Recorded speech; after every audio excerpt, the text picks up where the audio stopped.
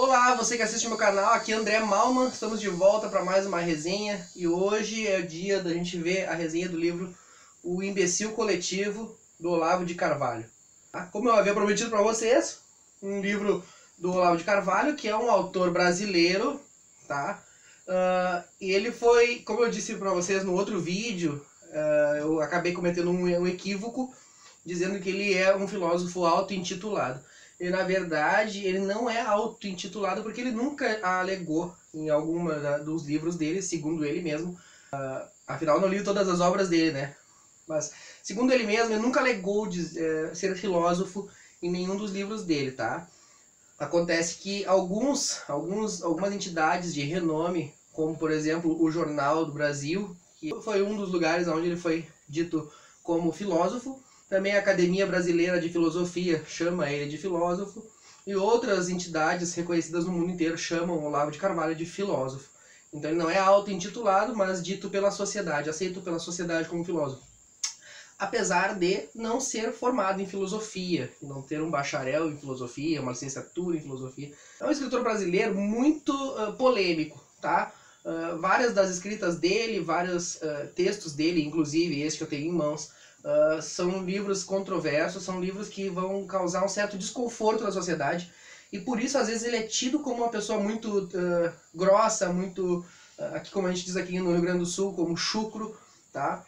Então é um autor que vale a pena você perder um tempo lendo algum texto dele, porque realmente é um texto diferente, uma forma diferente de ver a filosofia. Mais uma coisa, como eu falei em outro vídeo para vocês, eu gosto sempre de ler coisas que me façam pensar diferente e aprender coisas novas, tá? E ele faz tu pensar diferente sobre a filosofia. Um ponto forte desse livro é que ele vai criticar pesadamente as faculdades de filosofia do Brasil, tá?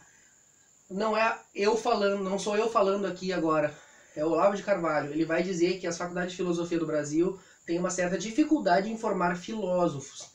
Porque na visão dele, o filósofo não basta ter um bacharel em filosofia, tem que aprender o hábito de pensar sobre algum problema filosófico. Esse problema filosófico eu não tenho uma base grande para dizer para vocês, porque afinal também não sou filósofo, nem bacharel e nem dito como filósofo, tá? Mas, segundo a visão do Olavo de Carvalho, você ter um bacharel de filosofia não te torna automaticamente um filósofo, mas um professor, talvez, de filosofia, alguém que possa estar apto aí a trabalhar com isso. Tem alguns pontos polêmicos no livro. Apesar dele ser um autor bem polêmico, é importante você ler um texto dele, porque em algumas críticas que se faz dele na sociedade são talvez um pouco equivocadas. Porque as pessoas pegam trechos de escrita dele cortados e acham que ele está falando uma coisa, e quando na verdade ele está falando outra super diferente. Tá? Em vários trechos aqui do livro, ele vai trazer exemplos assim sobre coisas do nosso cotidiano, dizendo que a gente deve pensar sobre isso e mostrar o ponto de vista dele para a gente talvez filosofar junto com ele na leitura do livro. É muito interessante. Vai ter capítulos aqui famosos aí que o pessoal já mencionou em outros vídeos daqui do YouTube, como por exemplo o capítulo sobre o racismo, o capítulo sobre a homofobia, tá? O capítulo sobre ideologias de gênero e muitas coisas muito mais polêmicas que isso, certo? E depois no final, esse livro aqui foi escrito em 96, aproximadamente, 95, 96, acredito que não leva apenas um ano para escrever um livro como esse.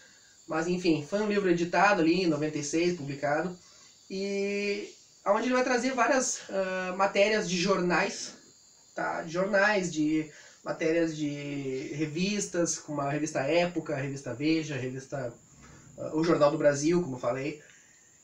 E ele vai pegar essas matérias e tentar filosofar sobre elas, dizer o ponto de vista dele, te mostrar que às vezes existe alguém tentando manipular essas matérias, tá? E aí o título do livro, que é O Imbecil Coletivo, ele vai dizer que na verdade não é que são várias pessoas individuais, imbecis na sua individualidade, mas uma união de pessoas com uma inteligência normal ou até acima da média que se reúnem na função de imbecilizar-se umas às outras. tá? Isso é o que ele vai chamar de inteligência, que é uma quantidade de pessoas ditas intelectuais pela mídia, que se juntam para tentar imbecilizar uns aos outros e imbecilizar quem lê as suas matérias, seus textos. E aí ele vai citar vários nomes aqui, eu vou tentar não citar para não polemizar esse vídeo também, mas eu recomendo fortemente que você leia esse livro aqui, tá? Vou citar alguma passagem aqui. Aqui, ó, por exemplo, no capítulo denominado Bandidos e Letrados, ele vai falar que existe uma causa, segundo a opinião de Olavo de Carvalho, para o banditismo, especialmente o carioca, tá?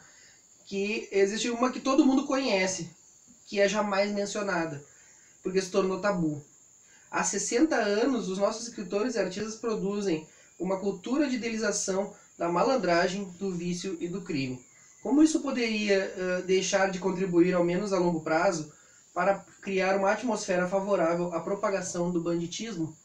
De Capitães da Areia até a novela Guerra Sem Fim, passando pelas obras de Amando Flores, Marquês Rebelo, João Antônio, Ledo Ivo, pelo teatro de Nelson Rodrigues e Chico Buarque, vai citar outros autores aqui, e não sei mais quantos, ele diz, a palavra de ordem é uma só, repetida em coro de geração em geração.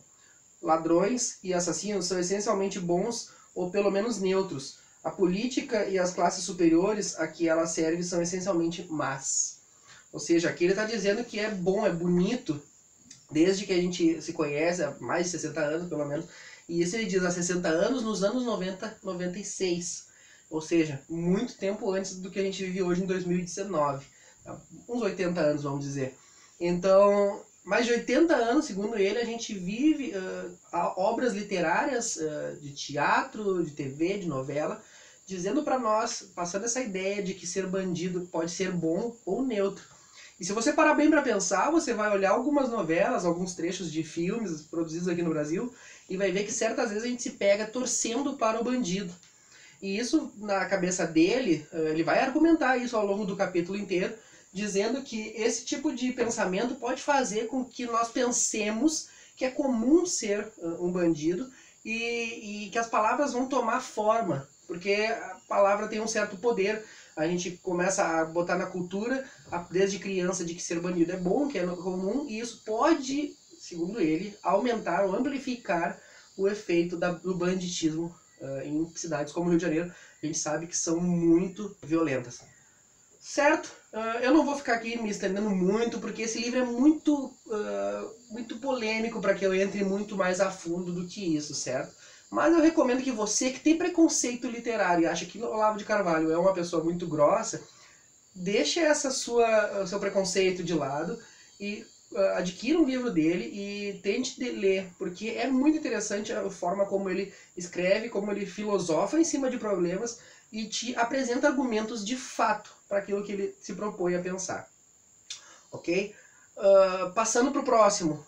Eu tinha comentado com vocês de ler agora o mínimo que você precisa saber para não ser um idiota, que também é do Olavo de Carvalho, eu adquiri junto. Só que aconteceu que agora no Natal de 2018, casualmente fizemos um amigo secreto e eu fui contemplado e sem nenhuma marmelada, como a gente fala aqui no Rio Grande do Sul, que é quando a gente trapaceia um jogo.